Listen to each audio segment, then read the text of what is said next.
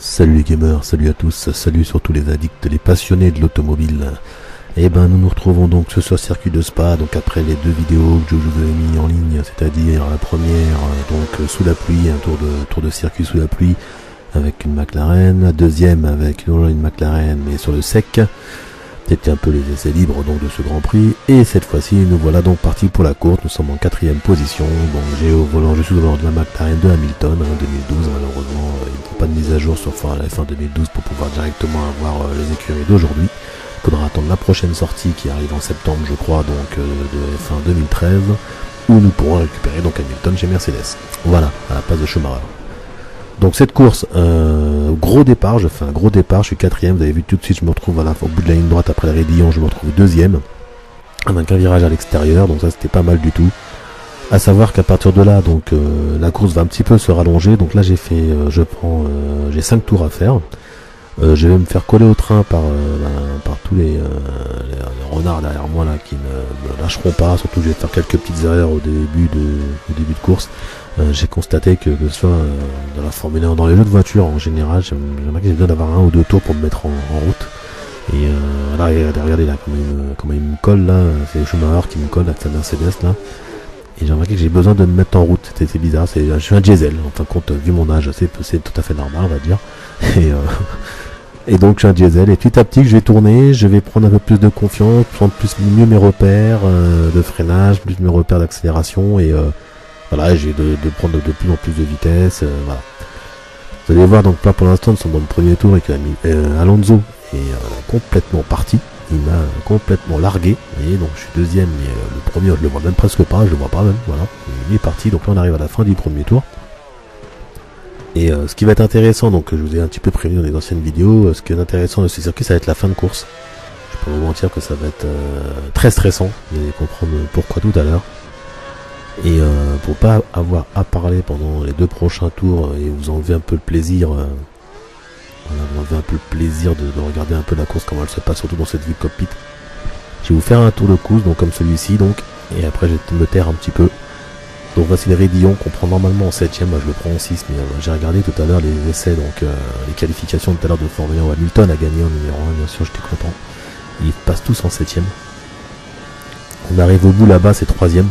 Certains passent en 4ème, alors ça dépend. Vous voyez, moi je suis en 3ème. On peut le passer en 4ème selon comment vous allez arriver. Celui-ci c'est en 3ème. Là je suis en 2, vous voyez. Donc à chaque fois moi je suis un peu en décalé. Et je pense que je peux gagner du temps si justement je réussis à passer les virages dans le bon rapport. Ça c'est en 2ème. Après celui-ci ça c'est en 5 ou en 6 même. Alors là en vrai il passe en 6. Vous voyez. Moi j'étais en 3ème je crois. Celui-ci il le passe en 5 ou 6. Moi je le passe en 5. Et après on accélère dans cette grande courbe. Arrivé là-bas c'est 4 normalement. Est-ce que je les ferai en 4? Oui. 4, vous voyez, là je suis en 4.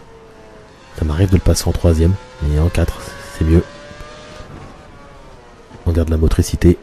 Là, les petites erreurs, mais c'est en 3ème. Et là, après, c'est à fond, c'est en 5ème. On y va à fond, là, 4, 5, 6. On va jusqu'à la 7. On fait tout à fond.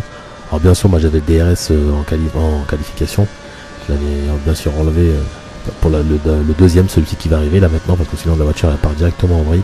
Voilà celui-ci. Et on arrive donc sur la chicane qui vous prend en première.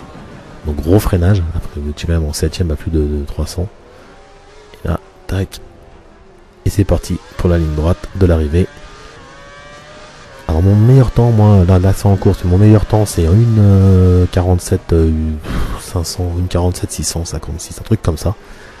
Donc c'est pas mal, c'est pas mal. Bon maintenant je suis très loin des meilleurs.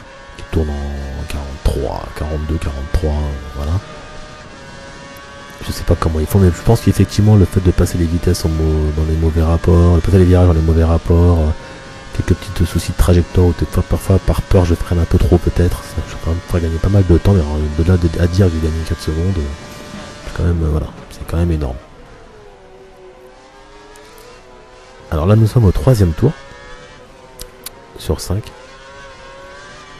et je vous laisse un peu admirer.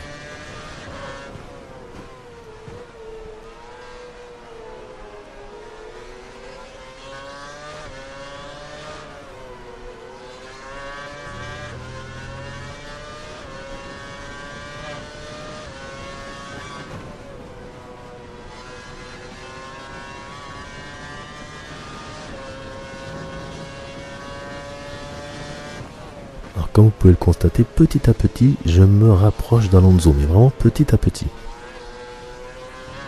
Étape par étape. Surtout pas stresser, sinon on fait des erreurs. Il faut pas que j'en fasse pour le rattraper.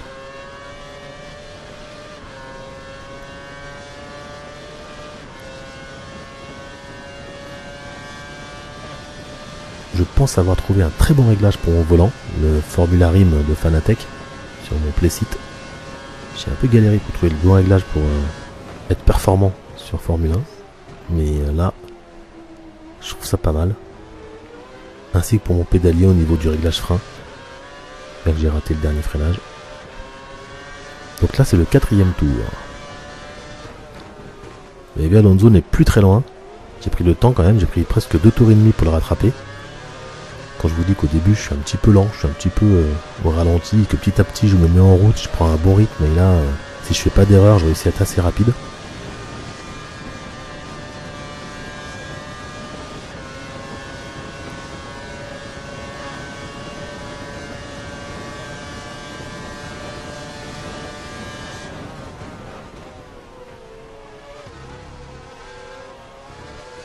Ça va devenir intéressant.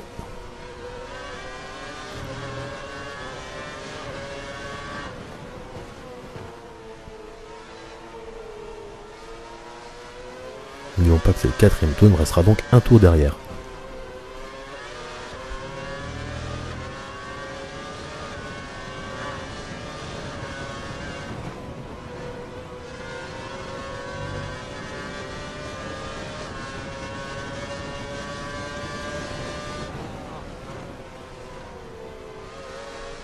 Je vous promets que là j'étais très prudent.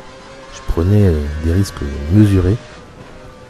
Je savais que j'avais encore le temps de... Il y a certains endroits où on a des chances de les rattraper, c'est-à-dire au bout d'une ligne droite au freinage, ou certaines courbes où vous allez passer un tout petit peu plus vite qu'eux. Mais là je suis en professionnel. Aucune assistance. Je vous promets que rien que rater un point de freinage, ça peut être catastrophique. Regardez comment je reviens très fort à cet endroit-là, et je le passe. Vous avez vu? Je vous mets dans une autre vue pour que vous puissiez voir, voilà. Et là ça devenait intéressant. Alors n'oublions pas que là c'était la fin du 4e tour. Et donc maintenant j'ai un tour. Mon dernier tour à faire. Et donc je passe devant, je suis numéro 1. Je rappelle que j'étais parti 4e. Que je me suis fait un petit peu larguer par Alonso les 2 et 3e tours. Et que bah voilà, au 4e tour, à la fin du 4e tour, je réussis à la rattraper et à passer devant. Et c'est parti pour le raidillon. Alonso me suit de pas très loin. Bien que j'ai l'impression qu'il a quand même pris un coup sur la tête. Parce que j'ai quand même assez vite largué. Et c'est pour ça que je me dis qu'il faudrait que bientôt que je teste les courses en légende. Que je pense qu'en légende il serait derrière mon cul. Là. C'est moi qui serais derrière son cul. Parce qu'en légende c'est encore un autre niveau. Ça c'était... Je joue pas assez en fin de compte pour jouer en légende. Il faudrait que je m'y mette. Vraiment pour pouvoir avoir un bon niveau en légende. Ce serait pas mal. Alors voilà ce qui va m'arriver. C'est qu'au bout d'un certain temps, alors c'est pas très loin, vous allez voir. Je vais vous laisser écouter le moteur. Vous allez comprendre que je vais avoir un gros problème, c'est que pour remonter sur lui, j'ai beaucoup utilisé le KERS. Et le KERS fait consommer pas mal d'essence. D'accord? Et comme je suis en full simulation, je consomme de l'essence. Et mon problème, c'est que là, je crois que c'est... Non, attendez, c'est bientôt. Le problème, c'est que je vais être en panne d'essence. Je vais commencer à manquer de puissance. Et Alonso va commencer à revenir.